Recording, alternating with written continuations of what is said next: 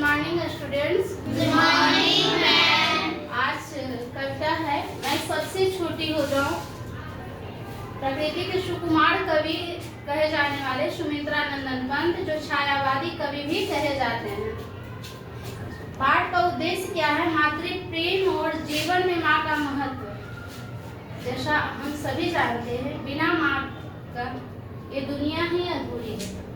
यदि ईश्वर को भी इस धरती पे जन्म लेना पड़ा तो किसका सहारा लेना पड़ा? माँ का। तो माँ का स्थान सर्वोपरि है और सभी ग्रंथ, साहित्य, इतिहास सभी में माँ के महत्व को दर्शाया गया है। दुर्गा सप्तशती के पाठ में एक श्लोक है, पुत्रो जायेत क्वचिदपि कुमाता न भवति।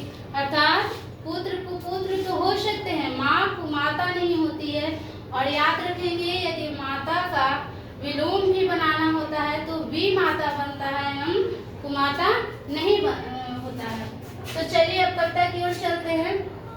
पहली पंक्ति, मैं सबसे छोटी हो जाऊं, तेरी गोदी में सोऊं, तेरा अंचल पकड़ पकड़ कर फिरूं सदा माँ तेरे साथ। पाठ कविता एक बाल कविता है जिसमें एक बच्ची है, छोटी बच्ची है और माँ से अनुनय कर रही है कि माँ मैं सबसे छोटी हो जाऊं। ऐसा क्यों सबसे छोटी?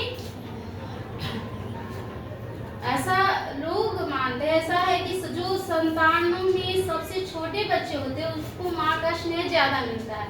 इसलिए बच्ची क्या कर रही है? कामना कर रही है, काश माँ मैं सबसे छोटी हो जाती। क्यों होना चाहते हैं छोटी? तेरी गोदी में सोऊं, वह माँ की गोद में ही सोना चाहते हैं। तेरा अंचल, अंचल का आंचल, माँ की आंचल। छोटे बच्चे क्या करते हैं? माँ की आंचल पकड़ पकड़ कर उनके साथ हमेशा आगे पीछे चलते रहते हैं। फिर वो सदा मैं तेरे साथ, माँ के साथ ही चलना चाहती है। कभी न छोड़ूं तेरा हाथ, और वह अपने माँ के हाथ नहीं छोड़ना चाहती है।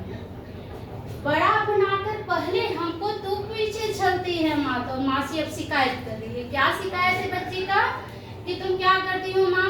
माँ मुझे बड़ा बना देती हो और हमसे छल करती हो। कैसे माँ छल करती है? सब रूमों में सबसे हाथ पकड़ कर फिर सदा हमारे साथ नहीं फिरती दिन रात। अपनी कर से खिला धुला मुख, धूल पूछ सज्जित कर गात, थमा खिलौने नहीं सुनाती हमें सुखद पड़ी उनकी बात। माँ किसी क्या बच्ची शिकायत कर रही है कि तुम क्या करती हो? मुझे अपने हाथ से हाथ से खिलाती हो, मुख धुलाती हो। और जब मैं खेलने में, बच्चे क्या करते हैं? अपने शरीर वस्त्र गंदे कर देते हैं तो क्या करती है माँ? धूल पोंछ लेती है और सज्जित कर गात, गात का अर्थ शरीर, अब उसके सुंदर बना देती है बच्चों को। और क्या करती है? सब तो कर देती है, बट क्या नहीं करती है? खिलौने थमाकर और परियों की कहानी नहीं सुनाती है। यही बच्ची का माँ से शिकायत है कि अब तुम हमें बड़ा बना दी और अब हमें परियों की कहानी नहीं सुनाती है। और अंतिम पद क्या है? ऐसी बड़ी न हूँ मैं, तेरा स्नेह न खोऊं मैं। ऐसी बड़ा नहीं होना चाहती है बच्ची। कैसे?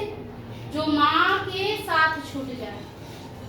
बचपन की यादें जो है अमूल्य धरोहर होती है सभी को। सबसे जीवन का सबसे स्वर्णिम काल कौन सा होता है? बचपन, जहाँ व्यक्ति का कुछ ईर्ष्या दोष ये सब कुछ नहीं होती है। तो और लास्ट में क्या है?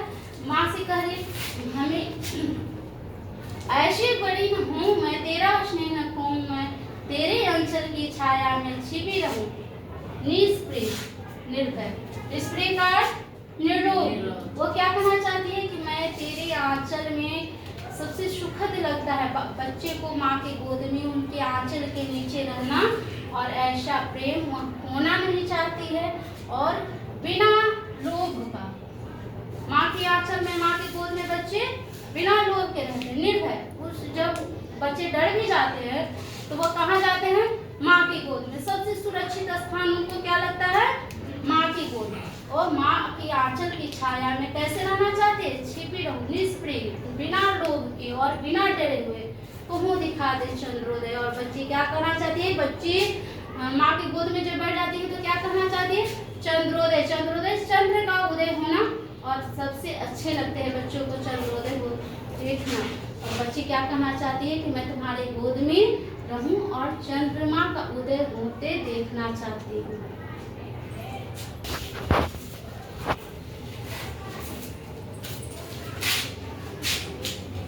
जी।